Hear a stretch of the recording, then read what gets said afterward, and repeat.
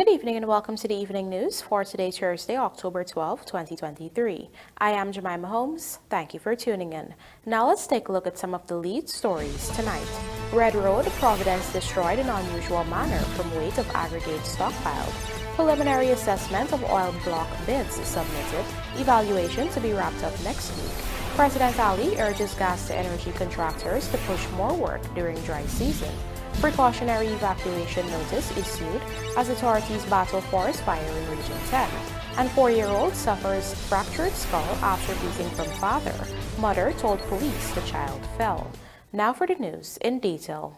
Local authorities are rushing to fix the massive destruction caused to Red Road, Providence, East Bank, Demerara after an unusual event occurred this afternoon.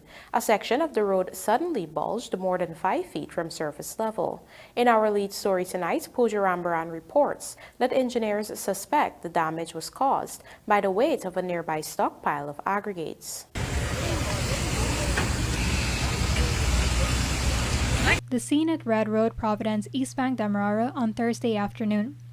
Minister of Public Works Juan Edgel and his team were at the location where they conducted an assessment and made a preliminary pronouncement on what might have caused the unusual destruction to the roadway. We have a bulge that has taken place that have raised the road almost between 6 and 8 feet in some places. My engineering team, having examined what has taken place, would believe that it is as a result of the weight of the stockpile of aggregates that is on the extension of the parking lot of the stadium that has caused the movement of the earth. It is clear that with the bulge, this entire stretch of about 150 meters have been totally destroyed. In order to ensure repairs are executed, the Public Works Minister advised that traffic along the roadway will be restricted. Some 150 meters of road was destroyed. The total tonnage of aggregates in the stockpile amounted to 30,000. The stockpile the weight of the stockpile needs to be redistributed. That activity has started. You see the idea, moving the weight of the stockpile into different areas so as to redistribute the weight. We have already mobilized 2 emergency contractors, which will be arriving on scene shortly. Equipment will begin to work, and the intent is that we have to do full reconstruction of this section of the road. Meanwhile, Minister Edgel described the event as unusual and assured that lessons will be learned from it. For full disclosure, the stockpile over there is a stockpile that is maintained and owned by the Ministry of Public Works. So we're not blaming any agency for the stockpile. It's a Ministry of Public Works stockpile. Lessons will be learned from this, sir. Lessons will be learned from this, and you would agree with me that you have passed here before and you have seen stockpiles of aggregate, bitumen, and stone on this very same area before. This is an unusual event. Pooja Rambaran for the Evening News. The Guyana government has received a preliminary assessment of the 14 offers received on the oil blocks that were up for auction, and according to Vice President Barajagdio, evaluation of the bids received is expected to be wrapped up next week. Vanu Manichand has the details. Following its launch in December 2022, the bid round closed off in September 2023, with 6 companies bidding on 8 of the 14 blocks offshore Guyana that were up for grabs. In total, there were 14 offers made on those blocks. Last month, government said the evaluation of those bids will finish early October with the aim of concluding the agreements before the end of the year. Vice President Dr. Barajagdio provided an update during a press conference on Thursday. So the consultants now have submitted back to the Permanent Secretary of the Ministry an early assessment of the bids, looking at all the technical issues now. We anticipate that the evaluation team will complete their work sometime next week. So they will look at the consultant's report too. So we've had the bids, the consultant report, etc. Of the 14 blocks in the auction, 3 were for deep sea areas and the other 11 for shallow areas. Offers were received on 2 deep sea blocks and 6 shallow area blocks. Among the bidders are ExxonMobil, Cispro Inc. Guyana, Total Energies EP Guyana BV, Qatar Energy International E&P LLC, Petronas E&P Overseas Ventures SDN BHD Malaysia, Delcorp Inc. Guyana and Watad Energy and Arabian Drillers of Saudi Arabia, Liberty Petroleum Corporation of the U.S. and Ghana-based Cybele Energy Limited, International Group Investment Inc. and Montego Energy SA, London. Vice President Jack Dio as well as President Dr. Irfan Ali have both expressed satisfaction with the results of the bid round, noting that it is in keeping with government's commitment for a public and transparent process in awarding the remaining oil blocks offshore Guyana. Reporting for the Evening News, Vanu Manakchand. As preliminary works progress on the much-anticipated gas-to-energy project, President Dr. Irfan Ali today conducted a site visit to get an update on the various components of works ongoing there. Vanu Manikchand joins us again to report that the head of state urged contractors to take advantage of the current dry season to get the project moving at a fast pace. Let's have a look. You have to push a bit more during this dry season because the weather is cooperating fully now. So yeah, one of the challenges, well, one of the good things is that you're already off the ground. So the weather may not affect you now because, but you have to make full use of this the current conditions. President Dr. Irfan Ali speaking with contractors carrying out various components of works on the gas-to-energy project at Wales, West Bank, Demerara. During an early morning site visit on Thursday, the head of state was updated on the progress of the US $25 million Neems Wharf and Laydong Yard development being built by Geico Construction and General Services, Inc. to support the gas facility. we just have substantial completion last weekend. Just the mooring dolphins need to be completed at this point in time. The way the wharf is at this point in time, it can be used. The vessel can moor up in front here. There's bollards also to tie up the vessel when they come up alongside. We are almost about 80% completion and dredging in front here. What depth? You have 5 meter draft. We're going to 6 meters. And this is the marine offloading facility, and it's used, it will be used to get the bigger modules up to 200 tons from here down to where the gas plant will be. So the turbines themselves and other kit will come in and offload. We'll have self-propelled transport. They'll take it all the way back there, about 2 kilometers. But that's the main reason for this facility. Meanwhile, over at the gas facility site, earthen works are currently being undertaken. The gas-to-energy initiative will feature a 300 megawatt power plant and an integrated natural gas liquids plant at Wales. While the contract was awarded to CH4 Linseca, various aspects of the projects are being undertaken by subcontractors. The project manager for the earthworks informed President Ali that they are currently engaging in stockpiling activities at the site where the gas facility will be built. This area here, the soil is not needs to be further consolidated so that the construction can be robustly built on top of it. That will demand, let me put it this way, stacking sand all over. This will grow couple of meters above where we stand. We are not in all areas, but in most of them. So as you can see, these stockpiles, the sand will be used to level the to make this this surcharge that will further consolidate the soil, and then on this the piles will be driven, and then the structures will be safely constructed for the gas to energy project. What aspect of the project will be held in this area? It will be the gas plant. Gas Plant. Right. Yeah. It's a gas plant that will transform gas into energy. The Guyanese head of state also questioned the contractor about deadline for their works. So when is your end date? Well, there's the stages we are this stage which we control will be somewhere in the middle of next year for the first phase of the surcharge to be ready. Second half of the year, but something around August, something like that. But there's no exactly fixed date because there's still some design, some calculations going on. The process will also be, because it depends on how the surcharge will go. Maybe then, depends on how the soil will react.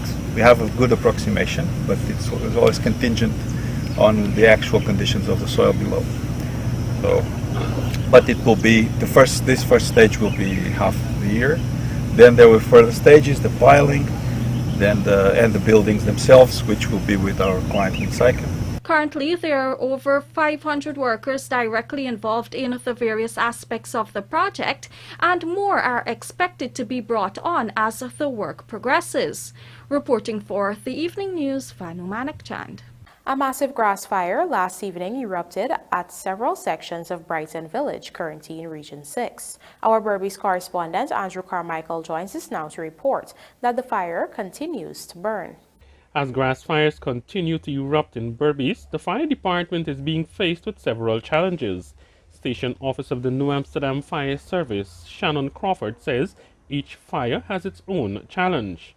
Last month, the department was called out to 60 grass fires in West Berbice, Region 5, while in the New Amsterdam area for the month of September, the department responded to 36, and on the Upper Quarantine, 57.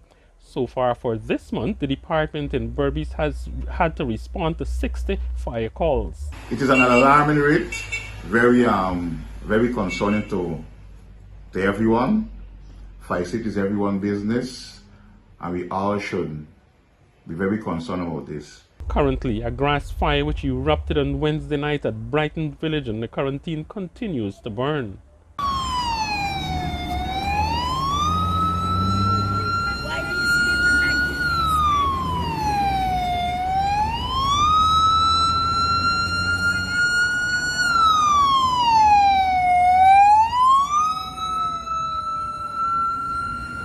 The fire started about 1:32 from the front.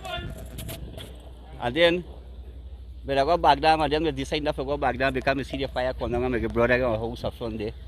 So we got to decide to see, and then the fire brigade come and we're there with them, they're out of fire. But the fire is a big fire. At least the fireman, I said the fire started from till far up in front. Because he went through all the man camp and so. So one of them got man really set the fire.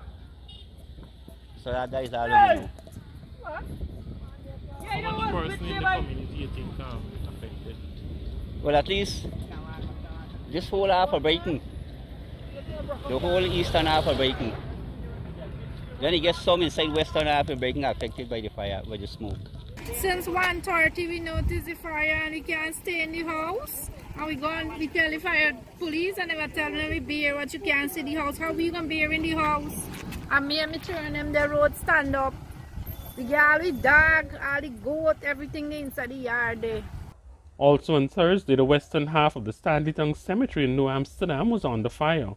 According to the fire officer, the New Amsterdam municipal dump site is still a cause for concern. Some of the major fires that are confronting us is we had the cemetery, the Stanleyton Cemetery yesterday. We have the two dump fires, the two municipal dump sites, the New Amsterdam municipal dump site. That fire started since September the 18th, and it has been propagating continuously, right? We have to be there on a regular basis to keep cool in the fire, and we're still looking for solutions with other stakeholders to kill that situation. We also have the Rosal municipal dump site. That too has been propagating for a while. These two dump sites, what happens is that the fire is undermined. We're calling on the citizens of Berbice to cooperate with the Guyana Fire Service, cooperate with our firefighters and other stakeholders like the regions and the town council and the business community to cooperate with us as we manage this situation, because all our ambitions to practice fire safety. For the evening news, Andrew Carmichael. The Guyana Forestry Commission today published a notice urging residents who are in close proximity to the forest fire in Region 10 to evacuate the area. The forest fire has been observed in the Bisaruni forest area, and residents of both Bisaruni and Kwakwani stand to be affected. The GFC, along with loggers, the Guyana Fire Service, the Guyana Police Force, and residents, is working around the clock to contain the fire. The fire was first observed on Tuesday. It was initially reported that just under 5 acres of forest were destroyed, but while this has since increased, GFC head Edward Goodbaran says the destruction caused so far is not significant. The GFC boss has already assured that forestry officers are trained to effectively respond to instances of wildfires within the country's vast forests, and in cases deemed necessary, the Army can be deployed to provide backup to any given firefighting effort. Wildfires are increasing around the globe in frequency, severity, and duration, the World Health Organization has noted. Coming up, baby found dead in Camarang River, and 4-year-old suffers fractured skull after beating from father. Mother told police the child fell. Do stay with us. More news ahead.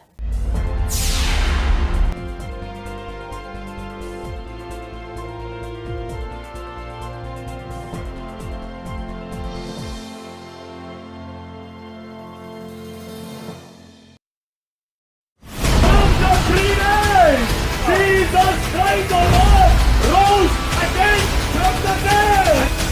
Jesus Christ the Lord, He's the same yesterday, today, and forever.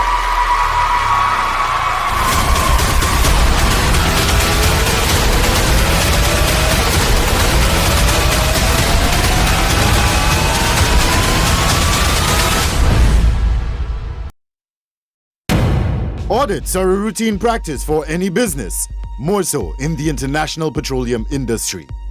These audits ensure that the expenses incurred by ExxonMobil are aligned with cost to recoverable expenditures. Guyana has been working to ensure that audits are done in a transparent manner, utilizing international and local expertise. Are you looking for men's suits for that wedding, prom, or special party? Or maybe you need to update your wardrobe with a modern fit or a new color for work. Search no more, because John Lewis Styles is the perfect men's suit store. Come see us on Waterloo Street, and our friendly staff will help you choose the perfect size, color, and fit. Complement that suit with a stunning shirt and tie, matching bow tie and suspenders, cufflinks, or even a pair of shiny dress shoes. You will love the way you look. John Lewis Styles. Simply different.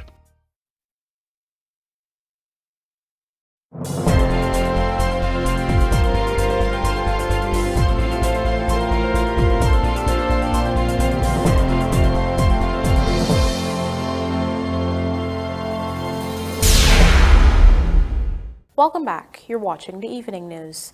Hours after going missing, the body of a 1-year-old boy was recovered from the Camarang River in Region 7.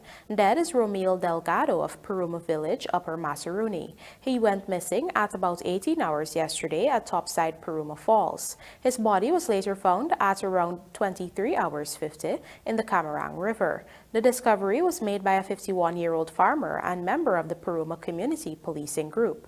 According to Yasmin Delgado, the baby's 21-year-old mother, at about 13 hours 40 yesterday, she and her 22-year-old boyfriend, as well as her 26-year-old brother, and 5 children, including her baby, had gone to the Camarang River to bathe. While there, Yasmin told her brother to watch over her son as she left him lying on the sand at the river's edge while she went to check on her 2-year-old daughter, who was sleeping in a hammock about 50 feet away. Yasmin returned to the riverside about 5 minutes later to check on her son and discovered that he was missing from the landing. She inquired from her brother about the whereabouts of her son, and he told her he did not see him. She also inquired from her boyfriend if he had seen the child, and he also replied in the negative. A search party was formed and the baby's body was eventually recovered. Meanwhile, a 4-year-old boy is now battling for his life after he was brutally beaten by his drunken father a few days ago. The child's mother had initially tried to cover up the crime by telling police that the boy had fallen and suffered the injuries about his body. Police are now on the hunt for the suspect, 29-year-old David Josiah, who has since gone into hiding. The incident occurred on October 8 at around 23 hours 50 at Perica Facade, East Bank, Essequibo. Police have said that on the night in question, the father returned home in an intoxicated state and became involved in a heated argument with his common-law partner, 32-year-old Rebecca Prendas. This argument escalated into a fight in the presence of the 4-year-old and his elder brother, who ran out of the home to seek help. On seeing them running away, Josiah ran behind them and managed to get hold of the 4-year-old, whom he dealt several blows to his body and head before making good his escape. The following day, at around 8 hours, the mother went to the Perica police station and reported that her son had fallen down the previous night and that her partner had not hit him. However, she was issued a medical form to seek medical attention for herself and her child. At about 16 hours that day, checks were made in Perica Facade for the suspect, but he was not there. Then, on October 10, at around 10 hours, the mother returned to the police station where she informed that her son was admitted as a patient at West Demerara Regional Hospital, awaiting results from a CT scan. The next day, at around 10 hours 30, the woman further updated ranks at Perica Police Station that her son had suffered a fractured skull and was still hospitalized. Police said they were unsuccessful in their efforts to acquire a photograph of the suspect, but noted that investigations are ongoing. Our Berbice correspondent Andrew Carmichael joins us now to report that yet another motorcyclist has been killed on the roads in Region 6, bringing the region's road fatality figure to 18 for the year. Here are the details. Dead is 67-year-old David Rose, called Ice Cream Man of Elisha and Mary, commonly called Little Africa, Riverton, Quarantine. Rose was riding his motorcycle when it crashed into a van along the Scottsburg Public Road in the Quarantine at around 12 hours 55 on Wednesday. Police say the crash involved motor van GTT 3548 being driven at the time by a 23-year-old of Reliance Iskanji Berbice and motorcycle CG 8848 driven by Rose. A 25-year-old female was also on the motorcycle. Shaniza Rose was the pillion rider. She was the rider's daughter.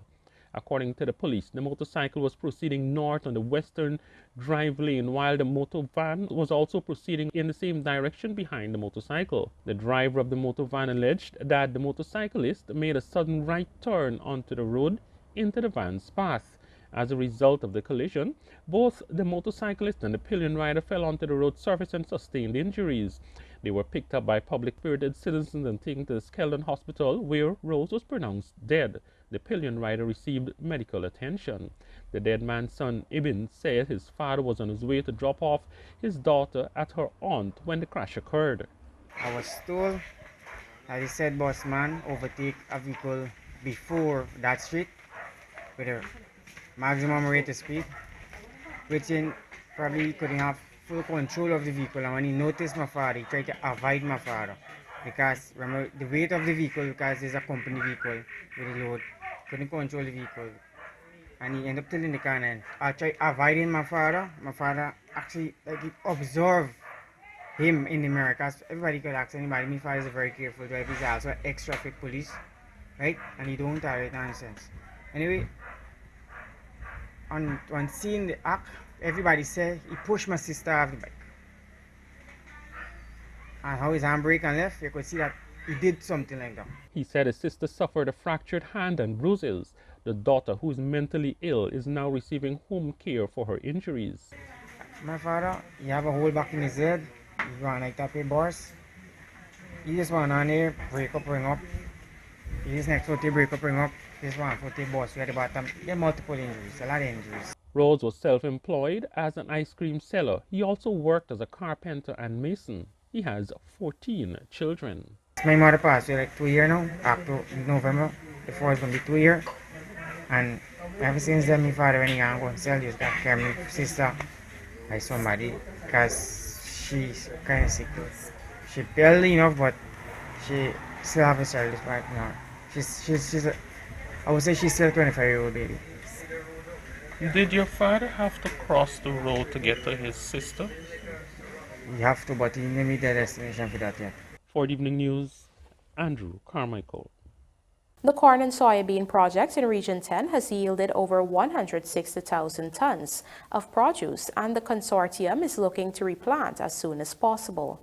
Gerald Bryan reports. Approximately 18,000 acres of corn and soya were planted in the Tacoma Savanna in Region 10 by a consortium of companies that included Bounty Farm. In a recent Ministry of Agriculture feature, it was revealed that 162,000 tons of corn and soybean were harvested. This includes 108,000 tons of corn and 54,000 tons of soybean, both of which are new crops to Guyana. David Finance, the Assistant Managing Director of Bounty Farm, was optimistic that future crops would result in higher yields. It was a tremendous learning experience over the last 3 years. I think that we would have tried now, 8 different varieties of corn and about 9 different varieties of soybean. We've tried 4 different types of fertilizer on the soybean alone. And so, because remember, our environment, our soils, we've never done this before. And so it was very important for us to have data to be able to identify what we need to do in the future to be able to make Guyana self-sufficient in these grains. We've learned a tremendous lot. And I think that now we are seeing the benefits being reaped with this last crop, and no doubt crops going forward because we now know what we need to do, and we should see significant improvement as well. Because the land is actually becoming more mature, and every crop will do better and better in terms of productivity. Meanwhile, Finance explained to this newscast that they are looking to possibly replant corn and soya next month. This, however, depends on weather conditions. If those conditions are not favorable, they may opt for planting millet. We have everything in track to plant this November. The only thing we don't have control over is the rain. And that would be the only consideration for us not to plant a crop of corn or soybean. But nevertheless, we would still plant a cover crop in like millet or something like that on the entire land to make sure it's covered for the rains that will come in December, just to make sure we don't have no erosion of the soils going into 2024. That would be the worst case scenario, but that depends on if this El Nino continues. But if we see evidence that we'll get some rain, we can take the risk to plant, but we have to be very careful about that. The Guyana government has aspirations of the country being a net exporter of corn and soya by 2025. Gerald Bryan, The Evening News. We now report that the Guyana National Bureau of Standards last evening hosted its 4th annual Quality Awards ceremony, and 18 businesses have been recognized for the quality of the standards they employ in their services, products, and operations. Here's more from Pooja Rambaran. Among the 18 businesses that received awards during the Guyana National Bureau of Standards GNBS 4th annual Quality Awards ceremony are New GPC Incorporated, Massey Gas Products, Banks DIH Limited, St. Joseph Mercy Hospital, Machinery Corporation of Guyana, Guyana Shore Base Incorporated, DNS Ramley Hall & Sons Jewelry, Quest Medical Center, and Woodlands Hospital's Pathology Laboratory. Speaking during the award ceremony, which was held at the Guyana Marriott Hotel on Wednesday evening, Director of Commerce Safrana Cameron revealed that data shows that more local businesses are understanding the importance of standards. The fact that you are recognized is a confirmation of your commitment to standards within your specific organization. I'm particularly encouraged by the level of interest shown by local entities. A total of 105 companies applied to participate in the NQA. Of that number, 62 were deemed eligible. This appreciation of standards is commendable and signal that more companies are understanding the critical relevance of standards. This level of interest is an excellent foundation for the expansive growth taking place in our economy. Chairperson for the National Standards Council, Shanyal Hussein Autar, emphasized that the goal is to ensure every local organization is operating in conformity with their respective standards. For us, quality must exist in every local organization, every business, big or small, as well as every industry and sector of our country's economy. Meanwhile, the environmental initiative Small Business Services Award went to Action Invest Guyana, whose Chief Executive Officer Vishnu Duerga underscored the importance of operating in accordance with high standards. Sometimes us not operating according to standard costs us money, costs us losses, we don't make the profits we could make, but also we don't provide the environment to our team members, to our clients that we could have done had we operated according to a standard. And then it goes to the other extreme, where when we don't follow standards, people lose their lives. And we see this happening. And if we don't get serious as a nation, we'll see more and more of that happening. Everyone coming into this country is not coming here to not operate according to standard. When foreign companies come to invest here, they come operating at a certain standard. And we're seeing that our consumers are choosing them above us. And that should send a warning as well to us. So please make sure that you take your responsibility seriously.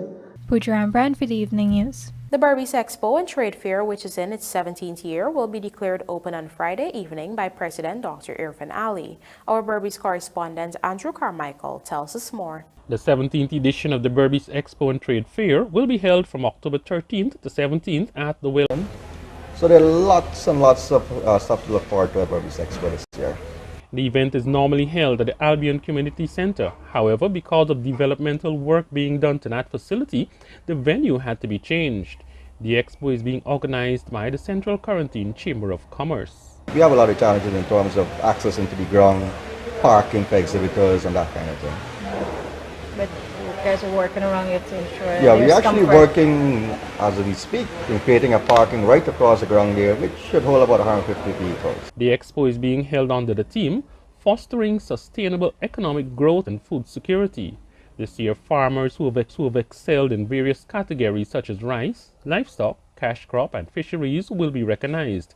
Meanwhile, this year, the Chamber is hoping to use part of the proceeds from the event to support the special needs school in New Amsterdam. Every event has a little bit of difference in it. You have to come to experience that difference. I know the entertainment will be top notch. We have Miss Carolyn here from GT&T. They have a lot of surprise in the bag. They have the Saturday night, the GT&T night. Our theme this year is fostering economic growth and food security. We recognize the importance of food. Food plays a major role, and most of the developing countries are looking for food and food security in the world today. So we pattern that not because Guyana has abundance of food, but we want to also envisage government plans 25 by 2025. For the Evening News, Andrew Carmichael. And now for a look at the bridge reports. The Demerara Harbor Bridge is scheduled to be closed on Friday, October 13th at 3:30 hours for a period of 1.5 hours. Meanwhile, the Berbice River Bridge is scheduled to be closed on Friday, October 13th at 15:50 hours for a period of 1.5 hours. 23-man Golden Jaguar squad named to face Puerto Rico, and severe weather conditions affected Leonora pitch, says Ramson. Details of these stories in the Sportcast, sponsored by Maccorp, coming up on the other side of the break.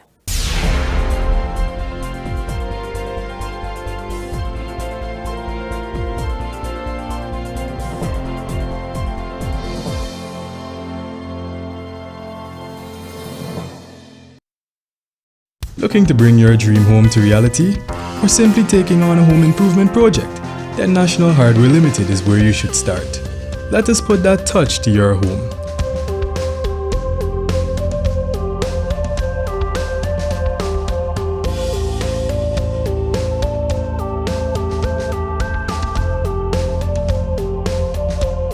Choose from over 1,000 Berger Paint original hues for any surface.